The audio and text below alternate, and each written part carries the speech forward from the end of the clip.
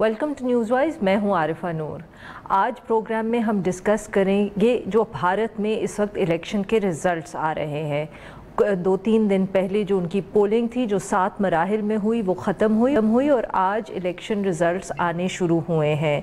साफ जाहिर है इस वक्त तक जो रिज़ल्ट्स आ चुके हैं कि बीजेपी एक दफ़े फिर जीत गई है इलेक्शंस। उनकी एक सिंपल मेजॉरिटी पार्लियामेंट में आ गई है। जमात की अपनी और उनकी जो अलायंस है उसके साथ तो ज़्यादा उनकी सीट्स बन रही हैं और वो अब इस पोजीशन में हैं कि वो हुकूमत बना सकेंगे। जो गैर सरकारी नताइज इस वक्त सामने आ रहे हैं मीडिया रिपोर्ट से, उनके मुताबिक बीजेपी इस वक्त लोकसभा जो उनकी नेशनल असेंबली है उसके अंदर 286 नशिस्तें जीत चुकी है। इसका मतलब है कि जो टोटल उनका वहाँ नंबर है असेंबली का वो 543 है। उसमें वो इस वक्त तनहा हुकूमत बनाने की पोजीशन के अंदर है। जो नेशनल डेमोक्रेटिक अलायंस है जिसका हिस्सा है बीजेपी, अगर उनकी भी सीट्स शामिल की जाएं तो 337 सीट्स हैं इस वक्त इस अलायंस के पास। दूसरी तरफ जो इंडियन नेशनल कांग्रेस पार्टी है और उसकी जो अलायंस है यूपीए, उसके पास अभी तक जो रिज़ल्ट्स आए हैं सिर्फ लगता है कि 93 सीट्स वो हासिल कर पाए हैं। एक्सपर्ट्स कह रहे हैं कि ये पहला वाक़या है 80s के बाद, 84 के बाद जब एक सिंगल जमात जो है वो इलेक्शंस में इतनी सीट्स जीती है कि वो किसी कोalition के बगैर या किसी एलाइज़ के बगैर भी हुकूमत बनाने की पोजीशन में है। 84 में राजीव गांधी साहब के नीचे कांग्रेस ने इतनी ही इससे भी ज़्यादा सीट्स जीती थी इंदिरा गांधी की असैसिनेशन के बाद। अब इब्तदाई जो नताइज हैं वो सामने आ गए हैं, मगर देखना ये है कि क्या सब इंडिया के अंदर, भारत के अंदर ये रिज़ल्ट एक्सपेक्ट कर रहे थे।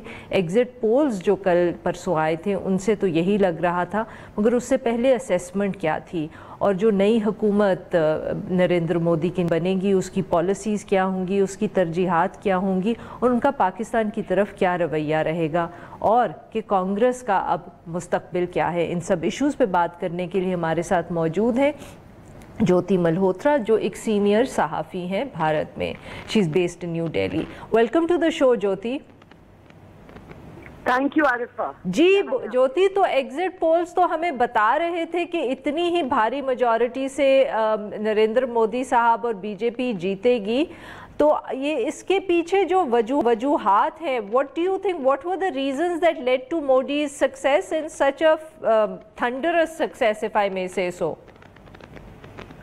देखिए आरिफा, इसमें 2-3 वजह हैं कि मोदी जी की पार्टी भारतीय जनता पार्टी क्यों इतनी भारी सीटों से जीत के आई है। जैसे आपने कहा, सिर्फ भारतीय जनता पार्टी अपने ऊपर अपने जो है उसको उनके पास करीब 300 सीटें हैं जो, और हमारे यहाँ जो हमारा पार्लियामेंट है वहाँ पे 272 सीटों की मेजॉरिटी, अगर आपको 272 सीटें आ जाती हैं तो आप एक सिंपल मेजॉरिटी आप कायम कर सकते हैं, कम कर लेते हैं।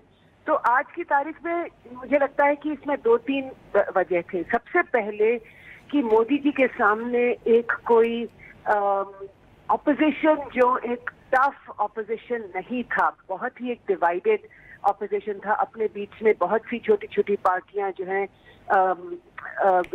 डिवाइडेड थी, बटी हुई थी। उत्तर प्रदेश का मैं आपको उदाहरण देती हूँ, वहाँ पर जो समाजवादी पार्टी है, अखिलेश यादव की पार्टी, और मायावती की जो एक दलितों की जो पार्टी है बहुजन समाज पार्टी, इन दोनों के बीच गठबंधन हुआ था। लेकिन कांग्रेस पार्टी अपने आप चुनाव उसने लड़ा है, तो एक उसकी अपनी जो तीसरी टांग वो कहीं और चली हुई थी।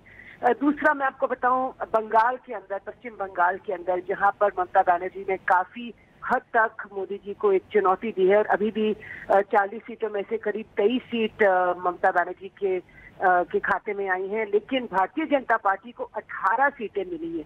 ये बिल्कुल एक चौकन्ना देने वाली बात है कि इतनी सारी सीटें, वो भी बंगाल के अंदर, ये एक बहुत ही सरप्राइजिंग जो है रिजल्ट है। तो एक तो मैं डिवाइडेड ऑपोजिशन कहूंगी कि आपस में जो बाकी पार्टियां हैं वो साथ खड़ी होकर उन्होंने वोटर के सामने ये नहीं कह पाई कि देखिए हम मोदी जी को साथ मिलकर उनको हम जो है एक चुनौती दे रहे हैं, सबसे पहले। दूसरी जो वजह है वो ये है कि बहुत सारी सरकारी स्कीम्स, जैसे टॉयलेट ٹوائلٹ بنانے والی اسکیم ہوئی, یا پھر سلنڈر جو ایک سبسڈائز سلنڈر, گیس کے سلنڈر جو ہر گھر میں یا بہت سے گھروں کے اندر خاص کر کے اتر بھارت میں جو دیے گئے, جس میں ہم نے یہ بھی دیکھا کہ جو عورتیں ہیں انہوں نے کھل کے اور تھوک میں مودی جی کو جو ہے ووٹ دیا ہے. تو یہ جو ابھی بھی جو غریبوں کے لیے اس طرح کی جو اسکیمز جو دی گئی ہیں, اور یہ دیکھیے عارفہ کی یہ جو اسکیمز ہیں یہ سرکار کی طرف, حکومت کی طرف سے آئی ہیں, لیکن مودی جی نے اپنے آپ کو ان اسکیم سے بہت ہی آئیڈینٹیفائی کر لیا تھا. تو جب ہم بھی اپنے کیمپین میں جب اپنے اس میں جاتے تھے رپورٹنگ میں, تو ہم کو بار بار لوگ یہی کہتے تھے کہ ہم مودی جی کو ووٹ دیں گے, مودی جی کو دیں گے. تو جب ہم پوچھتے تھے لیکن کیوں, تو ان کا یہی جواب تھا, خاص کر کے عورتوں کا یہی جواب تھا کہ دیکھیے انہوں نے ہمارے لیے کیا کیا نہیں کیا, ٹوائلٹ بنا دیے, گیس کی ٹنکی جو ہے وہ لا دی. تو ایک یہ جو آئیڈینٹیفیکیشن نریندر مودی کا خود کا آئیڈینٹیفیکیشن یہ ساری اسکیمز کو لے کر ایسا لگنے لگا تھا کہ لوگ یہ نہیں پہچانتے. جیوتی سوری میں آپ کی یہاں بات کاٹوں گی because I am sure you have other reasons, کیونکہ بہت سی خبریں جو آئی تھیں ڈی مانیٹائزیشن کے حوالے سے خاص طور پہ, تو اس سے تو ایک امپریشن یہ کریٹ ہوا تھا کہ جو زیادہ ونریبل یا زیادہ غریب لوگ ہیں ان کو بہت نقصان ہوا ہے کچھ پالیسیز کا جو اس حکومت نے انٹروڈیوس کی. بٹ آپ کہہ رہی ہیں کہ ان کا اتنا اثر نہیں پڑا جتنا کہ جو انہوں نے غریب لوگوں کے لیے دوسری اسکیمز انٹروڈیوس کی ان کو فائدہ زیادہ ہوا ہے. جی عارفہ, یہ جو ڈی مانیٹائزیشن یا نوٹ بندی کا جو بات جو آپ کر رہی ہیں, یہ نومبر 2016 میں ہوا تھا. اس کے بعد آپ کو یاد ہوگا 3-4 مہینے بعد فروری 2017 میں, یعنی 3 مہینے بعد اتر پردیش میں چناؤ ہوا تھا, جہاں پر بھارتیہ جنتا پارٹی, مودی جی کی پارٹی بہت اچھی طرح جیت کے آئی تھی. تو تب اس وقت نوٹ بندی کا فرق یا اس کا جو امپیکٹ نہیں ہوا. آج کی تاریخ میں 2.5 سال کے بعد جو نوٹ بندی کا جو امپیکٹ ہے وہ کافی کم دکھا. حالانکہ اگر ہم جابس کی بات کریں اور خاص کر کے گاؤں میں جو اتنی غریبی ہے, جو رورل ڈسٹریس ہے, کسانوں کو اپنا پورا جو ہے رقم نہیں مل رہی ہے اناج کو لے کر, کافی غریبی ابھی بھی ہے بھارت کے اندر. لیکن اس سب کو ایک ہوپ یا یہ جو ایسپریشنل والی بات اگر ہم کہیں, تو مودی جی نے کہیں نہ کہیں اس کو اپنی مٹھی میں ڈال کر یہ کہا لوگوں کو, ان کے سامنے یہ رکھا کہ دیکھیے میں بھارت کا پردھان منتری, آپ مجھے 5 سال اور دیجیے اور میں آپ کو بھارت کو, آپ کو اور صرف آپ ہی کو نہیں لیکن پورے بھارت کو ایک بہت ہی اونچی جو ہے آگے اس کو آپ کو لے جاؤں گا. اور یہ وکاس والی جو باتیں بہت ہو رہی تھی, تو ایک طرف تو یہ دیکھا گیا کہ Modi, I am India is Modi and Modi is India, جو انہوں نے ایک اپنے آپ کو, جیسے بہت سے لوگ کہہ رہے ہیں کہ اس کو ایک انٹرنیشنل ٹرینڈ سے بھی جوڑ رہے ہیں کہ جیسے دنیا کے اور کونوں کے اندر ایک اسٹرانگ لیڈر جو ہے اس کی لوگوں کو خواہش ہے, اور شاید بھارت کے اندر بھی بہت سا ووٹ اس لیے بھی پڑا ہے کہ وہاں بھی people want to see a strong leader. جی بالکل, یہ آپ کی بات بالکل جائز ہے کہ لوگوں کا یہ کہنا تھا. اور دوسرا آپ یہ بھی تھوڑا سا آپ کو سمجھنا پڑے گا عارفہ کہ India is a very young country. ہماری آدھی جو پاپولیشن ہے وہ 35 سال سے کم ہے. تو ایک یہ جو بہت ہی ہوپ فل ینگر جنریشن جو چاہتی ہے کہ انڈیا بہت ایک اپنی اونچائی پہ اور باقی دیشوں کے مقابلے میں ایک اس کی ریپوٹیشن بھی بڑھے, یہ سب تو ظاہر ہے یہی تھا. اور تو جیوتی صاحبہ اس کے اندر جو آپ نے یہ بات کی کہ India is a young nation, بہت سارے آپ کے بھی جیسے پاکستان کے اندر ووٹرز جو ہیں وہ بہت کم عمر کے ہوں گے, ان کے لیے مگر راہل گاندھی کی طرف وہ نہیں دیکھ پائے جو خود بھی بہت ایک نوجوان لیڈر ہیں, پڑھے لکھے ہیں, وہ کیوں نہیں کیپچر کر پائے جو ینگ ووٹر تھا؟ مودی صاحب کیسے ان کو کیپچر کر پائے ہیں؟ یہ آپ کا بہت ہی اچھا سوال ہے عارفہ, اور یہ میں نے خود یہی سوال بار بار لوگوں سے یہی پوچھا کہ راہل گاندھی جو قریب 47-48 سال کی عمر ہے ان کی, وہ کیوں نہیں اس ووٹ کو کیپچر کر پائے, جبکہ مودی جی 20 سال ज्यादा उनके मुकाबले में उनकी उम्र में है।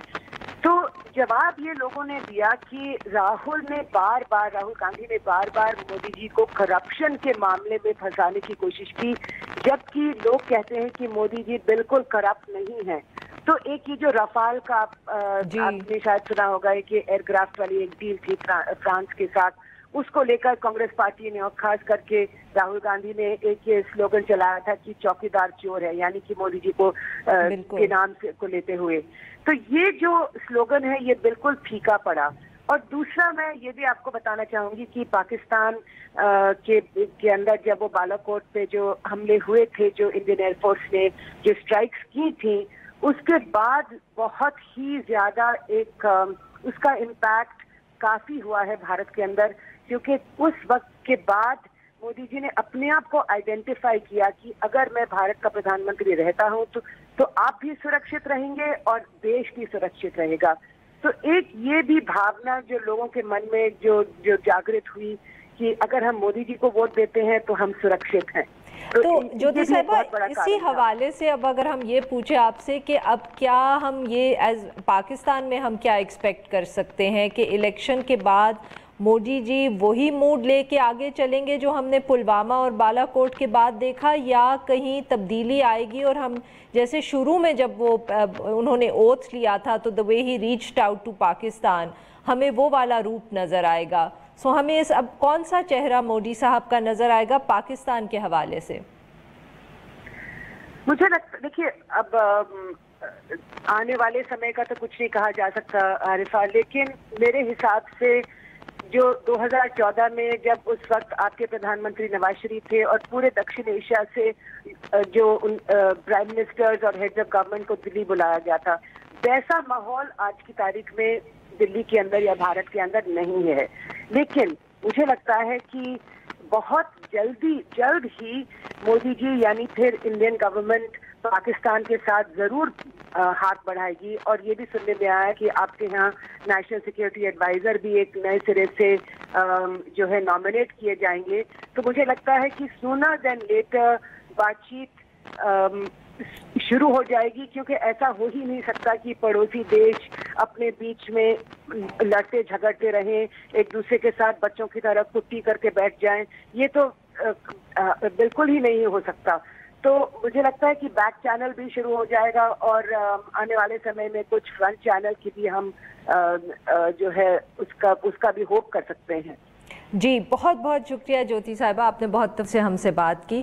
नाजरीन, now will take a short break और जब हम ब्रेक से वापस आएंगे तो हम गुफ्तगू जारी रखेंगे इंडियन इलेक्शंस के हवाले से, मगर इस वक्त हम बात करेंगे इसका पाकिस्तान इसको किस तरह देख रहा है, और साथ ही हम डिस्कस करेंगे जो सुषमा स्वराज साहिबा की मुलाकात हुई शाह महमूद कुरैशी साहब से। Stay with us.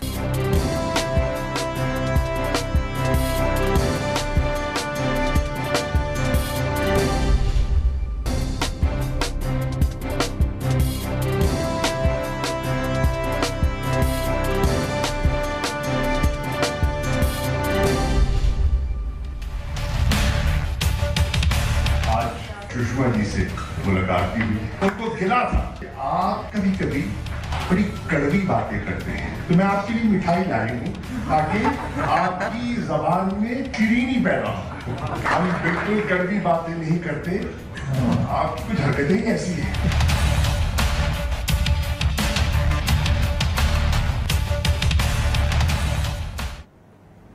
Welcome back नाजरीन, हम गुफ्तगू कर रहे हैं भारत के अंदर जो इलेक्शंस हुए हैं और जिनके रिज़ल्ट्स आज आ रहे हैं। साफ लग रहा है कि भारतीय जनता पार्टी जो है वो इस वक्त एक बहुत स्ट्रॉन्ग पोजीशन में है और वो इतनी नशिस्तें जीत चुकी है कि वो सिंगल हैंडेडली हुकूमत बना सकती है। मगर इसका हम पाकिस्तान के ऊपर क्या असर होगा? मोदी दोबारा प्राइम मिनिस्टर बनेंगे तो वो पाकिस्तान को किस तरह देखेंगे? क्या हम ये उम्मीद कर सकते हैं कि एक दफ़े फिर पाकिस्तान और भारत के दरमियान तनाव रहेगा, टेंशन रहेगी, या शायद इस दफ़े दूसरी दफ़े प्राइम मिनिस्टर बन के वो दोबारा एक दफ़े कोशिश करेंगे کہ تعلقات بہتر کریں پاکستان کے ساتھ. اسی حوالے سے گزشتہ روز ایک انٹرنیشنل سمٹ میں کرگستان کے اندر وزیر خارجہ شاہ محمود قریشی صاحب اور بھارتی وزیر خارجہ سشما سوراج صاحبہ کی میٹنگ کے سائیڈ لائنز پہ ملاقات ہوئی. ویسے تو اس طرح کی ملاقات کو کوئی خاص اہمیت نہ دی جاتی، مگر کیونکہ اس وقت الیکشنز ہو رہے ہیں اس لیے اس میٹنگ کو کافی غور سے آبزرو کیا گیا، اور لگتا یہی ہے کہ دونوں کی ملاقات جو تھی وہ اچھی گزری ہے، جو اس کے بعد کامنٹس آئے ہیں شاہ محمود قریشی صاحب کی طرف سے. مگر پھر بھی دیکھنا پڑے گا کہ ایک دفعہ جب وہ اوتھ لے لیں گے اور پرائم منسٹر بن جائیں گے تو ان کی کیا اس پالیسی رہے گی پاکستان کی طرف سے اور ان کا کیا ایٹیٹیوڈ رہے گا. اس ایشو پہ بات کرنے کے لیے اس وقت ہمارے ساتھ موجود ہیں نجم الدین شیخ صاحب جو سابق سیکرٹری خارجہ ہیں. ویلکم ٹو دا شو شیخ صاحب. Thank you Arifa.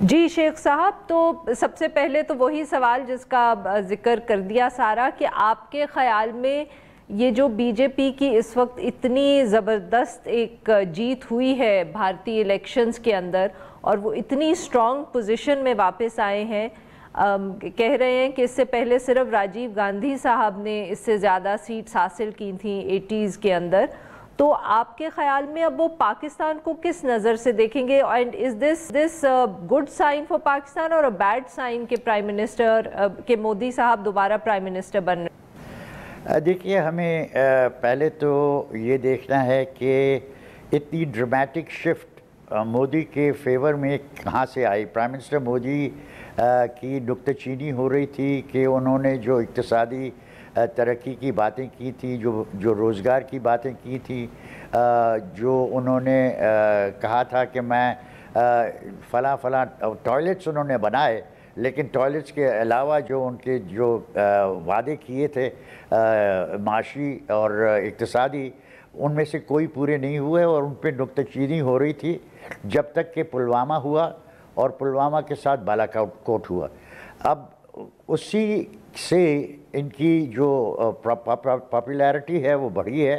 ان کو اب یہ دیکھا جاتا ہے کہ یہ اسٹرانگ ڈیسائسو پرائم منسٹر جو کہ گھر میں جا کے مارنے کو تیار ہیں. تو یہ اس میں صداقت کتنی ہے وہ اور چیز ہے. اس صداقت پہ کسی نے فوکس نہیں کیا ہندوستان میں. فوکس سارا اس پہ رہا ہے کہ صاحب انہوں نے یہ حملہ کیا اور یہ حملہ کسی طرح اس کو دیکھنے کا طریقہ یہ ہے کہ یہ کامیاب رہا. اب آپ بہت ثبوت دیتی رہیں کہ اس میں کوئی کامیابی نہیں ہوئی. آپ کے 2 جہاز گرے، آپ نے خود اپنا ہیلی کاپٹر ڈراپ کیا، مار گرایا، لیکن اس کے باوجود جو امیج اور جو میسج ملا وہ یہ تھا کہ صاحب strong decisive 56 inches prime minister has nationalist fervour بڑھائی ہے اور وہ ملک پہ چھا گئے ہیں.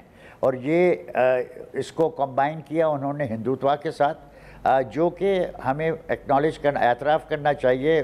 اس کے باوجود کہ ہندوستان پہلے اس پہ فخر کیا کرتا تھا کہ وہ سیکولر کنٹری ہے، کہ اب سیکولر جو بلیف رکھتے ہیں وہ ایک چھوٹی سی اقلیت رہ گئی، جو بڑھتی ہوئی اقلیت ہے. سر اب وہ سیکولر آئیڈینٹی تو آئی تھنک بھارت کی کافی پہلے ہی کمپرومائز ہو گئی تھی. جی، لیکن اب پوری طرح سے کمپرومائز ہو گئی ہے نا. دیکھیے، اب جب راہل گاندھی اور پرینکا بھی کیمپین کر رہے تھے تو انہوں نے سب مندروں میں گئے، سب گنگا جمنا کی جو ریچولز کرنے تھے وہ سب کیے، کیونکہ ان کو بھی نظر آ رہا ہے کہ ہندوتوا اب فورس ہے جس کو اگنور نہیں کیا جا سکتا. تو یہ آپ سمجھ لیجئے کہ جو اس کی فیلنگز تھی مودی کی وہ سب ڈھک گئیں، اور سارا فوکس اس پہ رہا کہ صاحب اس نے مسلمانوں کو سبق سکھایا ہے اور اس نے پاکستان کو سبق سکھایا ہے، اور یہی اس کی اسٹرینتھ بنی ہے. کیونکہ اگر یہ چیز نہ ہوتی تو مجھے یقین ہے کہ اس مرتبہ الیکشن زیادہ کلوزلی کانٹیسٹڈ ہوتا اور اینٹی انکمبنسی فیکٹر کام کرتا. لیکن اینٹی انکمبنسی بھی چلا گیا، اس کی جو اقتصادی فیلیئرز تھیں وہ بھی چلی گئیں. اب صرف فوکس اس پہ تھا کہ اس نے یہ کیا ہے، اور پھر جو اچھی چیزیں بھی ہوئی ہیں اقتصادی طور پہ 7% گروتھ ہے، تو اس سے انہوں نے کور کر لیا ہے کہ صاحب میں نے کہا تھا کہ میں 10 ملین جابز پروڈیوس کروں گا، وہ نہیں کیے، آپ نے ڈی مانیٹائز کیا، اس کی فیلئر ہوئی، آپ نے جی ایس ٹی نئی انٹروڈیوس کی ہے جس میں بہت ساری خامیاں نظر آ رہی ہیں، وہ سب بھول گئے۔ تو اب آپ کو یہ ایکسیپٹ کرنا ہے کہ اگلے 5 سال کے لیے، اور ہو سکتا ہے کہ اس سے بھی لمبے عرصے کے لیے، آپ کو مودی صاحب کے ساتھ ڈیل کرنا پڑے گا۔ اور اس شیخ صاحب تو کیا اس کا یہی مطلب ہے کہ اب مودی صاحب جو پاکستان کی طرف اپنا رویہ رکھیں گے وہ پلوامہ اور بالا کوٹ والا ہی رکھیں گے، کہ اگر وہ جیتے اس وجہ سے ہیں کہ جو انہوں نے اپنا ایک امیج بنایا پلوامہ اور بالا کوٹ کے بعد، اگر وہ اس وجہ سے جیتے ہیں تو پھر تو وہ اپنا پاکستان کی طرف رویہ شاید نہ تبدیل کریں؟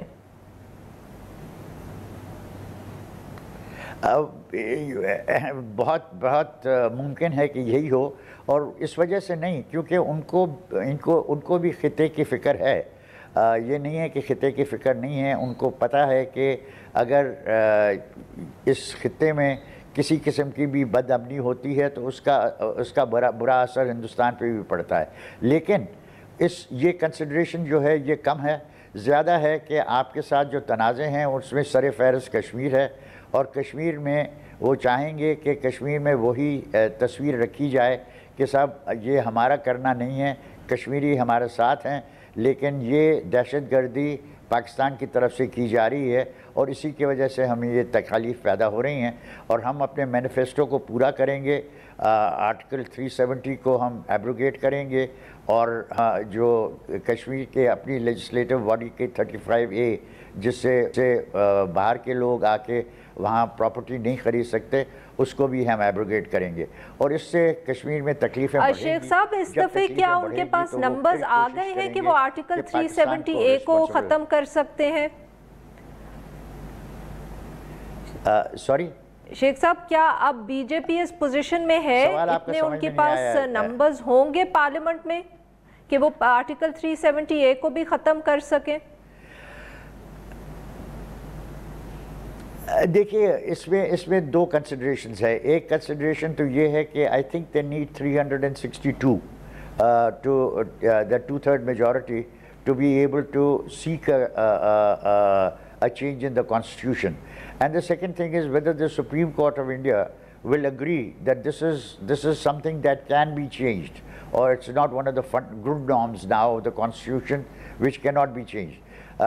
مجھے لگتا ہے کہ اگر سپریم کورٹ ٹھیک فیصلہ کرنے پہ تلی رہی تو پھر وہ کہیں گے کہ یہ گرونڈ نارمز میں سے ہے، کیونکہ اس میں کمٹمنٹ کی ہوئی ہے ٹو کشمیری پیپل کہ 370 is going to govern the relationship between Kashmir and India. لیکن دیکھیے کچھ لوگ ہندوستان میں کہہ رہے ہیں کہ صاحب الیکشن کمیشن نے بھی مودی صاحب پہ وہ ریسٹرکشنز نہیں رکھی، وہ ریزرویشنز ایکسپریس نہیں کی جو کہ ان کو کرنی چاہیے تھی۔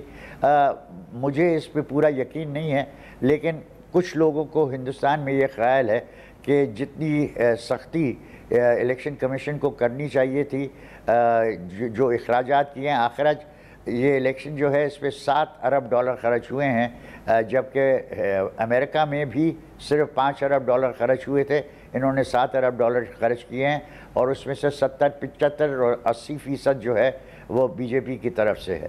اگر آپ فیس بک دیکھیں تو شیخ صاحب تو یہ جو آپ جو پکچر کھینچ رہے ہیں یہ تو کافی سے لگ نہیں رہا کہ مودی صاحب کی پاکستان کی طرف کوئی رویے میں تبدیلی آئے گی، مگر جو شاہ محمود قریشی صاحب کی اور سشما سوراج کی ملاقات ہوئی ہے وہ اس سے تو کچھ پازیٹیو سگنلز آ رہے ہیں جی، یا ایٹ لیسٹ تاثر تو یہی ملا کہ شاید ان کا کوئی رویہ تبدیل ہوا ہے۔ لوٹس شیپ مٹھائی لے گئی تھی سشما صاحبہ، تو وہ انہوں نے شاید قریشی صاحب کے ساتھ شیئر کی، اور جو بات چیت ہوئی اس میں یہ کہا سکتا ہے کہ کوئی نکتہ چینی کا پہلو نہیں آیا، انہوں نے نیوٹرلی بات کی ہے، لیکن یہ نہیں کہ انہوں نے کہ جب قریشی صاحب نے ان سے کہا کہ کہ یاد دلایا کہ ہمارے پریزیڈنٹ نے کہا ہے، ہمارے پرائم منسٹر نے کہا ہے کہ اگر آپ ایک قدم اٹھائیں گے تو ہم 2 قدم اٹھائیں گے، اور ہم ڈائیلاگ چاہتے ہیں اور ڈائیلاگ کو ریزیوم کرنا چاہیے. تو اس کا انہوں نے کوئی افرمیٹیو جواب نہیں دیا، لیکن ڈپلومیٹکلی انہوں نے بات اور طرف کر دی. دیکھیے مجھے خدشہ ہے کہ حالانکہ یہ بھی یاد رکھنا ہے کہ انٹرنیشنل کمیونٹی کی طرف سے دباؤ ضرور ہوگا کہ یہ جو 2 نیوکلیئر پاورز ہیں ان میں کچھ بات چیت ہو، کچھ تناؤ کم ہو، اور ہمیں اس کی فکر نہ رہے کہ شاید ان کی چھوٹی موٹی جو عسکری انسیڈنٹس ہوتے ہیں لائن آف کنٹرول پہ یا اور جگہ، وہ بڑھ کے نیوکلیئر سٹیج تک نہ پہنچے. تو وہ پریشر ان پہ ہوگا کہ آپ کسی طرح اس کو کم کریں. میرا اپنا خیال یہ ہے کہ ہندوستان اس پریشر کو سمجھے گا اور کہے گا کہ ہم کوئی اس قسم کی چیز نہیں کرنے والے، لیکن ہم بات بھی نہیں کریں گے، کیونکہ ہم چاہتے ہیں کہ ہم یہ زندہ رکھیں ایشو کہ ہمارے پاس جو کشمیر میں پرابلم ہے وہ ان کی دہشت گردی کی وجہ سے ہے، یہ ان کی انفلٹریشن کی وجہ سے ہے. حالانکہ شیخ صاحب پر یہاں ایک دوسرا ویو بھی آ رہا ہے سامنے. کچھ لوگوں کا یہ خیال ہے کہ مودی صاحب جب دوسری دفعہ وزیر اعظم بنیں گے، اور اسپیشلی جب وہ اتنی بھاری میجورٹی سے بنیں گے، تو شاید ان کے دماغ میں کچھ اس طرح کا بھی خیال آئے کہ انہوں نے اگر اپنی لیگسی کوئی چھوڑ کے جانی ہے تو that can be India Pakistan peace, کہ جو چیز واجپئی صاحب نہیں کر پائے وہ نریندر مودی جو ہے وہ اس کو کر پائیں گے، which is to have a peace agreement with Pakistan. اور شاید عمران خان صاحب بھی اسی کو دماغ میں رکھ کے کہتے ہیں کہ اگر مودی پاور میں آ گئے تو بھارت سے بات کرنا آسان ہوگا.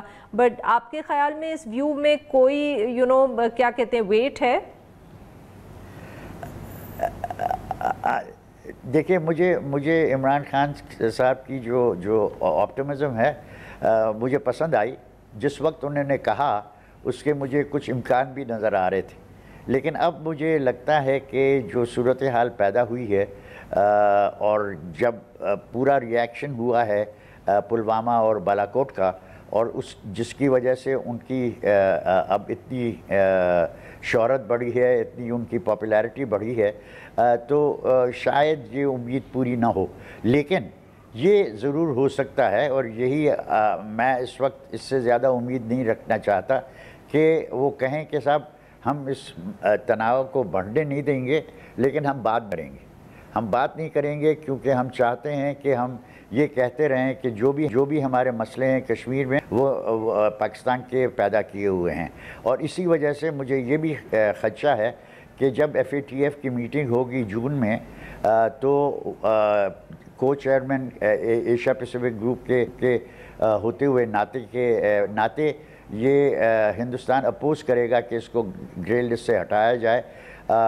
مانے گا کہ کچھ ترقی کی ہے پاکستان نے دہشت گردی کے خلاف.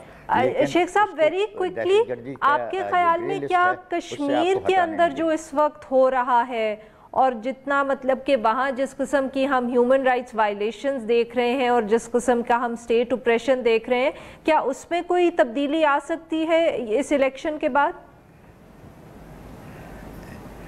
دیکھیے 2 دن ہوئے تو ہندوستان نے کہا ہے کہ اب ہم office of the high commission for human rights UN کی جو ہے اس کے ساتھ ہم کوئی رابطہ نہیں رکھیں گے.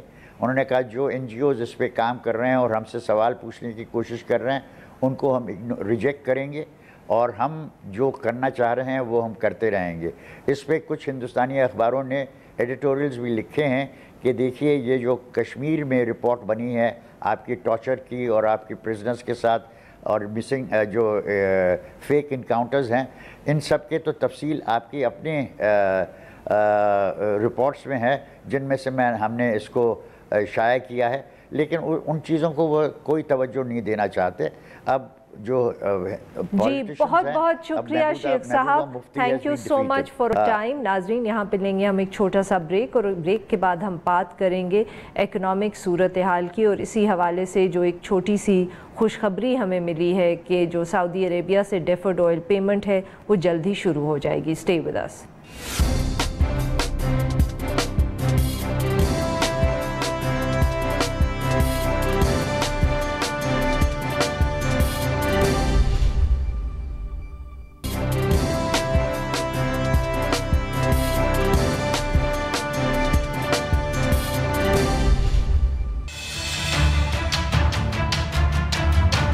just consider me in Saudi Arabia the ambassador of Pakistan. We cannot say no to Pakistan. Whatever we can do, we will deliver that.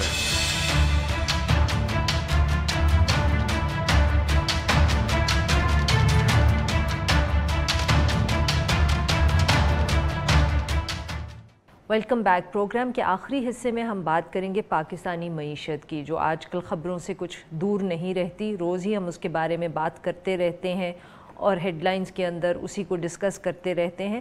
مگر گزشتہ روز ہمیں اسی حوالے سے ایک چھوٹی سی خوشخبری ملی کہ جو ڈیفرڈ آئل پیمنٹ سعودی عربیہ نے جس کا ہم سے وعدہ کیا تھا اور جو سعودی ولی عہد کی پاکستان وزٹ کے دوران اناؤنس کیا گیا تھا، وہ فائنلی 1 جولائی سے کک ان ہو جائے گا. یہ اناؤنسمنٹ جو تھی یہ مشیر خزانہ عبدالحفیظ شیخ نے کی، اور ان کے مطابق پاکستان کو اگلے 3 سال کے اندر ہر ماہ $275 ملین جو ہے مالیت کا تیل بطور ادھار سعودی عربیہ سے ملے گا. اس سے اکانومی کے اوپر فرق تو پڑے گا، بٹ کیا وہ اتنا فرق پڑے گا کہ ہمارے جو مسائل ہیں اس کے اندر بہت سی کمی آ جائے گی؟ اور جو ہم وزیر اعظم ہم سے وعدہ کرتے رہتے ہیں کہ اگلے 2 سال کے بعد حالات بہتر ہو جائیں گے، کیا سچ مچ یہ جو ایڈجسٹمنٹ پیریڈ ہے، اسٹیبلائزیشن کا پیریڈ ہے، یہ 2 سال کا ہی ہوگا؟ اسی حوالے سے ہم بات کریں گے شاندانہ گلزار صاحبہ سے، جو رکن قومی اسمبلی ہیں پاکستان تحریک انصاف کی طرف سے اور ساتھ میں پارلیمنٹری سیکرٹری آن کامرس بھی ہیں. ویلکم ٹو دا شو شاندانہ صاحبہ. شاندانہ صاحبہ، تو یہ کافی عرصہ لگ گیا سعودی ولی عہد جب آئے تھے پاکستان وزٹ کرنے، اس سے پہلے سے بھی بات ہو رہی ہے اس ڈیفرڈ آئل پیمنٹ کی، مگر کک ان وہ اب 1 جولائی سے کرے گا. کچھ وقت زیادہ نہیں گزر گیا؟ شکریہ عارفہ، بہت ساری باتیں آپ نے کہیں. ایک تو یہ آئی وڈ سے چھوٹی نہیں بہت بڑی خوشخبری ہے.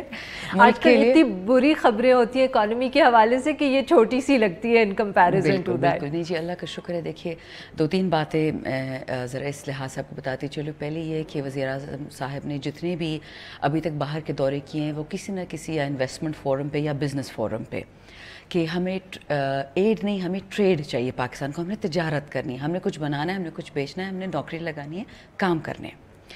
دوسرا یہ کہ جو آپ نے یہ آئل فیسلٹی کی بات کی، اگر آپ کو یاد ہوگا جب وزیر اعظم صاحب پہلے اپنی وزٹ پہ گئے تھے تو وہاں سے یہ باتیں شروع ہو چکی تھیں. سعودی ولی عہد کے آنے پہ بہت ساری چیزیں پھر کرسٹلائز ہو گئیں. آپ کو یہ بھی پتا ہوگا کہ یہ فیسلٹی ہمیں 3 سالوں کے لیے ملی، یعنی کہ $3.2 بلین کا تیل ہمیں 3 سالوں کے لیے ملتا رہے گا رول اوور پہ. جی، اس کا مطلب یہ ہے کہ آپ ایک سکون کا سانس لے سکتے ہیں کہ 3 سال تک آپ کے پاکستان کی جو سب سے بڑی درآمدات ہیں اس کا آپ پہ امیجیٹ بوجھ نہیں آئے گا، نہ عوام پہ نہ ہم پہ، کیونکہ پیسے تو واپس دینے لون ہے نا. بالکل لون ہے، آئی مین اٹس ناٹ ٹریڈ جیسے آپ نے ذکر کیا ہے. تو یہ لیکن کیونکہ یہ آپ کا آئل آپ کی ہر چیز میں استعمال ہوتا ہے، آپ کے انڈسٹری سے لے کے آپ کے گھروں تک، تو یہ ایک ایسی چیز جس کے بغیر آپ رہ نہیں سکتے. ہمارا بھی آئل نکلا نہیں ہے. شاندانہ صاحبہ، اتنا یہ آپ بتائیں کہ جو ہمارا ٹوٹل منتھلی امپورٹ بل ہوتا ہے تیل کا برآمد کا، اس کے اندر یہ کتنا % ہے رفلی؟ کتنا فرق پڑے گا اس سے اماؤنٹ میں یا پرسنٹیجز میں؟ نہیں جی دیکھیں، اگر آپ کو یاد ہے ہم جب شروع میں آئے تھے ہمیں کہا جا رہا تھا، یہ میں آپ کو ایک ایگزامپل دے دوں کہ کتنا فرق پڑا ہے اس اماؤنٹ سے، کہ جب ہمیں کہا کہ آپ سیدھا IMF کے پاس کیوں نہیں گئے، اس وقت ایک پروجیکشن تھی کہ اگر پاکستان IMF سے قرضہ لے گا تو وہ ہم تقریباً $12 بلین کا لیں گے. ابھی ہم نے 6 بلین کے لیے، تو وہ 6 بلین کہاں گئے؟ ہماری نیڈ تھی. یہ وہ پیسے ہیں جو ہمیں رول فیسلٹی چاہیے تھی. تو آپ یہ سوچ لیں کہ آپ کا آدھے کا آدھا جو IMF کا بل تھا جو لون واپس دینا تھا وہ اس طرف سے آ گیا، آپ کی آئل میں چلے گیا. آپ سوچ لیں کتنا بڑا آپ کی معیشت کا حصہ ہے یہ درآمدات. شاندانہ صاحبہ، اسی زمانے میں جب آپ نے جو ذکر کیا ہے، جو وزیر اعظم صاحب کی شروع کی فارن ٹرپس تھیں، اس میں اور اسی حوالے سے جو ہمارے ہاں بھی ملاقاتیں ہوئیں یا وزٹس ہوئیں، اس کے اندر UAE کی طرف سے بھی ایک کمٹمنٹ آئی تھی کہ شاید وہ بھی ہمیں ڈیفرڈ آئل دیں گے، اور تقریباً شاید 3 بلین کا انہوں نے بھی دینا تھا. اس کے اوپر کیا پروگرس ہوئی ہے؟ اس کی کوئی خبر؟ جیسے اس میں اتنا عرصہ لگ گیا، اس میں کیا ابھی اور 6 مہینے لگ جائیں گے؟ دیکھیے جی، اللہ کا شکر ہے کہ ہمارے ایسے دوست ممالک ہیں جن پہ ہم نے اچھے برے وقت میں ہمیشہ انحصار کیا، اور وہ ہم پہ کرتے ہیں. ہم ڈفرینٹ قسم کی مدد دیتے ہیں، وہ ہمیں ڈفرینٹ قسم کی دیتے ہیں. سب سے انٹرسٹنگ چیز اس میں ہے کہ جو نیگوسیشن جب ہوتی ہیں ویسے ہی مشکل ہوتی ہے، لیکن جب 2 ممالک ہوتے ہیں پھر تو nothing is of the table, پھر آپ کسی بھی وقت کر سکتے ہیں. صرف یہ ہے کہ ہم پہ ایکوزیشن اکثر پی ٹی آئی پہ آتی ہے حکومت پہ کہ آپ قبل از وقت اناؤنسمنٹ کر دیتے ہیں، لوگوں کو امید دیتے تھے، پھر وہ امیدیں توڑ دیتے. تو اس لیے ہم ہر چیز اب ذرا ہمیں تو بہت خوشی ہوتی ہے کہ لوگوں کو اناؤنسمنٹ کرتے رہیں. ہو چکی ہے اس یو اے ای سے بھی ڈیفرڈ آئل پیمنٹ کی اناؤنسمنٹ تو ہو چکی ہے، لیکن جب ایک چیز انشاءاللہ آپریشنلائز ہوگی تو آئی تھنک عوام سے ہم کیوں چھپائیں گے اتنی بڑی خوشخبری. صرف یہ ہے کہ نیگوسیشنز میں، کیلکولیشنز میں، کیونکہ اس وقت ہم ہر طرف الحمدللہ پازیٹیو نیگوسیشنز ہو رہی ہیں، آئی ایم ایف کی بھی کنکلوڈ ہو چکی ہیں، ایف اے ٹی ایف کی بھی ہو رہی ہیں، کیونکہ یہ ایسا ہمارا مرحلہ ہے کہ اللہ کرے جب انشاءاللہ اس میں کامیابی ہوگی تو اکٹھے ہی ساری گڈ نیوز آئیں گی. ابھی سختی اکٹھی ساری آ گئی ہے، پھر آسانی انشاءاللہ اکٹھی آئے گی. بٹ ان ادر ورڈز ابھی تک وی ڈونٹ نو کہ یو اے ای کی طرف سے جو ڈیفرڈ آئل پیمنٹ ہے اس کی کوئی اگلے کچھ دنوں میں اناؤنسمنٹ یا کچھ نہیں آ رہی ہے. جب ابھی تفصیل سب کچھ طے ہو جائے گا انشاءاللہ ہم اناؤنس کر دیں گے. سب سے پہلے آپ ہی کی شبے آ کے میں اناؤنس کر دوں گی. شاندانہ صاحبہ، آپ نے اسٹیبلائزیشن کا ذکر کیا تو اسی حوالے سے آج کل بہت تنقید ہو رہی ہے حکومت میں کہ obviously پہلے سب کی امیدیں جو تھی وہ آئی ایم ایف پروگرام سے جڑی ہوئی تھیں، مگر آئی ایم ایف کا پروگرام جو اسٹاف لیول اگریمنٹ ہوا اس کے بعد بھی ہمیں لگا کہ جیسے جو پینک تھا وہ ختم نہیں ہوا. آپ نے دیکھا اسٹاک مارکیٹ جو تھی وہ کافی کریش کی، 1-2 دفعے جو ڈالر تھا پھر اٹھ گئی ہے ماشاءاللہ پچھلے 2 دنوں میں، اور ڈالر کی قیمت بڑھتی رہی. تو بہت سی جو تنقید آ رہی تھی وہ یہ تھی کہ آپ لوگوں نے شاید جو آئی ایم ایف کے ساتھ اسٹاف لیول اگریمنٹ ہے اس کو آپ صحیح طریقے سے کمیونیکیٹ نہیں کر پائے، اور اس کی وجہ سے بزنس کمیونٹی جو پہلے ہی جٹری تھی، ذرا گھبرائی ہوئی تھی، اس کی گھبراہٹ میں کمی نہیں ہوئی. فار ایگزامپل ایک جو ایکسپرٹ ہیں اکانومی کے، انہوں نے کہا کہ جی عموماً جب بھی ایسی اگریمنٹس ہوتی ہیں تو جو آئی ایم ایف کی ٹیم ہوتی ہے اور جو وزیر خزانہ ہوتے ہیں یا مشیر ہوتے ہیں وہ ہمیشہ مل کے ایک پریس کانفرنس کرتے ہیں جس میں وہ تفصیل شیئر کرتے ہیں. اس دفعہ یہ بھی نہیں ہوا. تو ڈو یو تھنک کہ the government field in communicating what ever the agreement was so effectively, اور بزنس کمیونٹی جو تھی اس کا وہ گھبراہٹ ختم نہیں ہوئی؟ کیا یہ آپ مانیں گے کہ آپ کی گورنمنٹ کی کوتاہی تھی؟ نہیں، دیکھیے گا عارفہ، پاکستان کا یہ پہلا پروگرام تو ہے نہیں جس میں گیا، رائٹ؟ کچھ بیل آؤٹ پروگرامس تھے، کچھ لونز تھے.